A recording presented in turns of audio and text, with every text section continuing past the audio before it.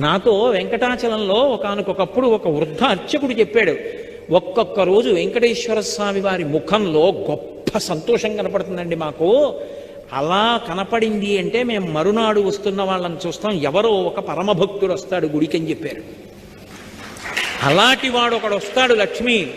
వాడు హుండీలో డబ్బులు వేయడానికి ఇలా చేయి పెడతాడు. వాడేం పెద్ద పెద్ద కట్టలు వేయడు. వాడు ఒక పావలా కాసో 2 రూపాయలో వదులుతాడు.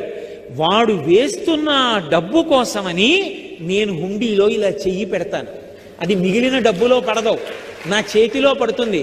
అది తీసి ధనదుకు వడ్డీకి ఇచ్చి కుబేరుడి వడ్డీ దాంతో కడతాను. కొంత నేను డబ్బు ఉంచుకుంటాను. నీకు చమత్కారం చెప్పనా? ఇంతమందికి ఇచ్చేవాణ్ణి పరమభక్తుల డబ్బులతో జీవనం గడుపుతూ ఉంటాను. వింతలేల చెయ్యుచుండెదను కొండ మీద. ఆశ్చర్యకరమైన పనులు ఇలాంటివి చేస్తూ ఉంటాను. కలియుగంలో